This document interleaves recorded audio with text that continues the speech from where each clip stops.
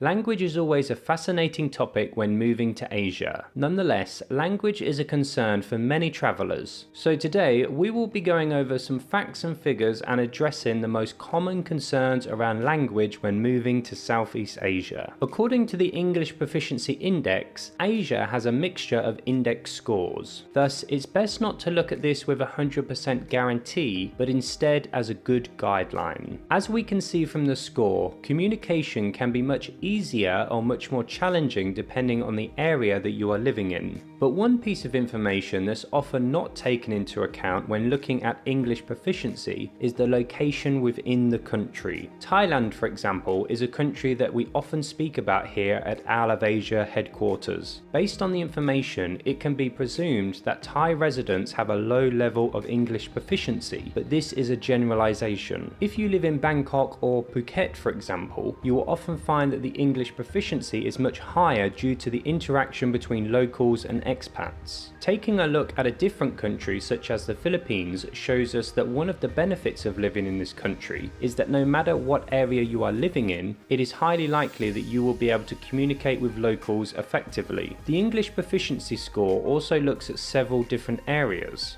Therefore, you may meet individuals who in theory score low on the English proficiency score but can communicate effectively in reality. Many countries in Asia rely on tourism. Thailand's travel industry, for example, contributes between 15 to 20% of its overall GDP, and this is why the ongoing pandemic and restrictions have been very challenging for Thailand in general. This is mentioned because many countries across Asia make living comfortable for foreign visitors, and you will find English available across many areas and cities. Nonetheless, the great thing about living in Southeast Asia is that there are plenty of opportunities to learn the local language. On average, student visas are very cost effective. You can learn the local language at a university, private school, or through online tutoring. However, the education provider must be registered and be able to accept international students. Dating is also another concern for many that are looking to live in Southeast Asia. In any relationships, communication is important, and there may be times that you wish to talk about more serious and complex matters, and this can be a slight challenge with non-native speakers. I've spoken to many expats over the years who have had some extraordinary stories of dating experiences that have gone wrong due to communication breakdowns. This is where learning the local language is often beneficial.